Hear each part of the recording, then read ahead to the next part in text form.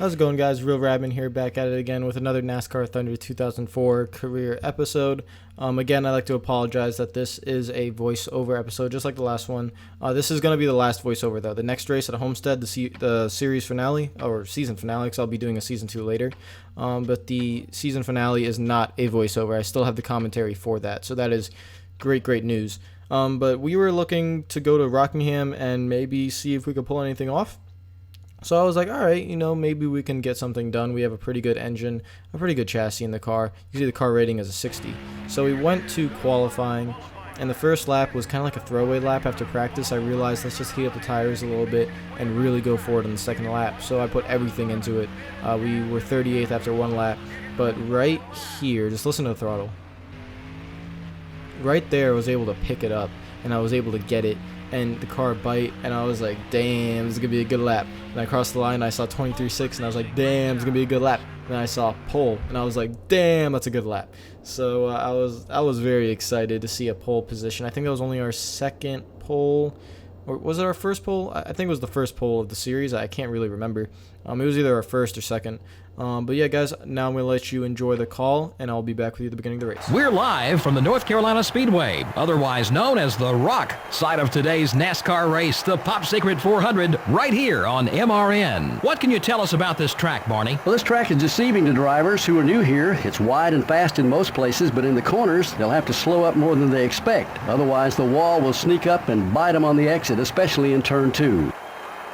The 83 car is having some trouble in the points this year. Yeah, those guys have been working so hard this year. It's a shame it doesn't really show in points. Just seems they can't keep that car out of trouble on race day. Maybe their luck will change today. That car of Elliott Sadler sure is something else, isn't it? Yeah, it's definitely one of the most interesting paint schemes in all of NASCAR. You certainly don't have any trouble picking him out on the racetrack, and that's what a sponsor is after. Terry Labonte has been called the Iceman because of his cool demeanor under pressure. But maybe the nickname Iron Man is more appropriate. That's right. Labonte set a record for consecutive race starts with 655. That's over 20 years without missing a race.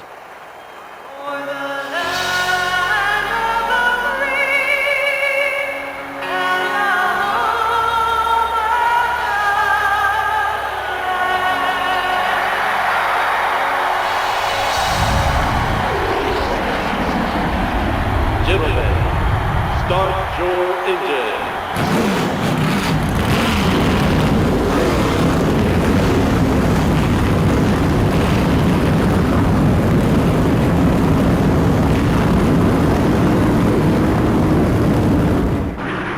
Okay, so here we go.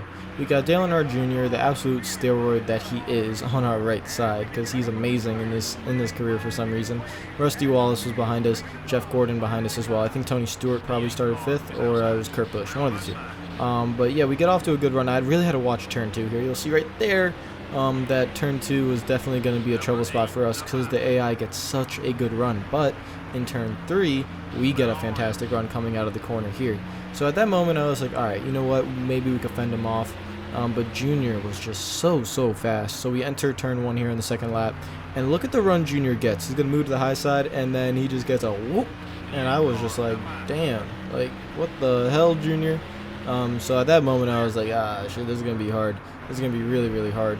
But then we get a good run coming off of turn 4. So I was like, you know what? This is going to be a weird-ass race. And I knew that when I was getting myself into it. So then we're going to jump ahead to lap 4, I think it is. There we go. Lap 4, we had Tony Stewart going up the inside, and I got so loose entering turn 3. I was like, hell nah, fam. And we lost a lot of spots. So we went back, and right there, oh boy.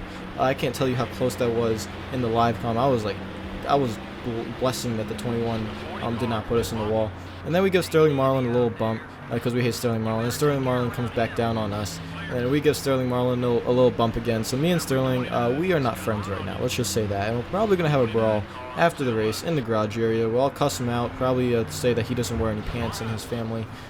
Just like the Joey Logano tactic. And then you saw there that Jimmy Johnson and I got collected. So what happened was I was trying to get underneath Sterling Marlin, and my car just stuck to Jimmy Johnson once I got into him. And now he was a minus 100 rival. So I was like, shit, that's a problem. So then we go to lap 13, get underneath Ricky Craven for P15. So I'm trying to make my way back up to the field. And then you see Jimmy Johnson, and right here, I was like, back away, back away, back away. I didn't back away, and rip. Like, that, that was as simple as I could make it there. We just got killed by Jimmy. He waited until the end of the corner, turned right, destroyed us, and that was that. So then we go ahead to lap 20. I'm like, alright, you know what? I'm pissed. I'm causing a caution because I was tipped. And guys, I just want to reiterate that I'm not happy about doing this. I'm not going to be doing it in NASCAR Heat Evolution. It's just that in this game, when you were a lower team, that it was just really hard to get finishes. I was like, hell with it. You know what? We qualified pole. We're back in 15th, getting put in the wall and shit. I was like, I'm not having it.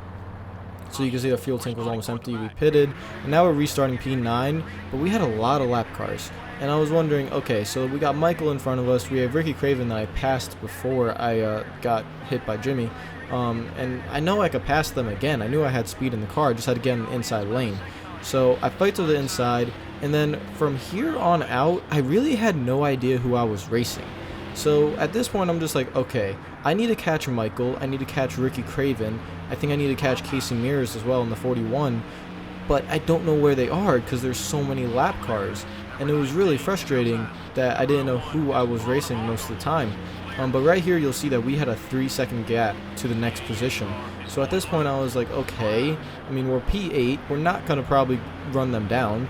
So it was a situation where you just had to be patient and keep running laps. Sterling Marlin there gets into the side of us a little bit. And again, we have a little battle. And I'm just like, you know, F you, get the hell out of here. Definitely going to have a chat in the garage afterwards. And then we go advance to lap 35, and nothing is really happening. I'm just kind of racing lap cars, and I don't really know where I'm going to be going after this. So it's lap 35. I'm just like, all right, you know what? We got a good finish in the last couple of races, so let's just get another good finish and move on. So then lap 37 happens, and we're only 3 laps away, and look in the mirror, and look at what happens.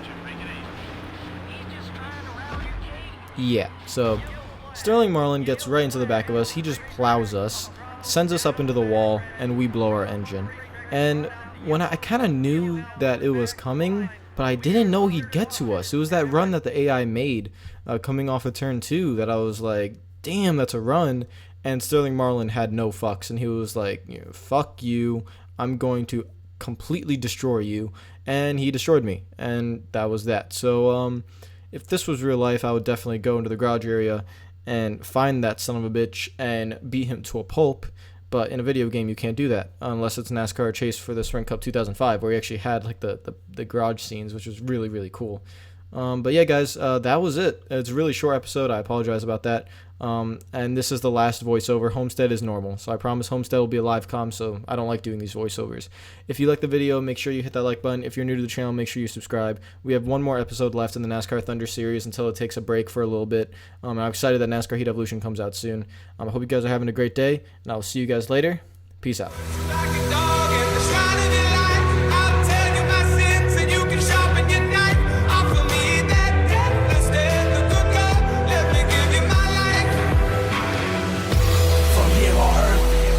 Hear my verse, cause yeah, they said it, but I said it first. So in a sense,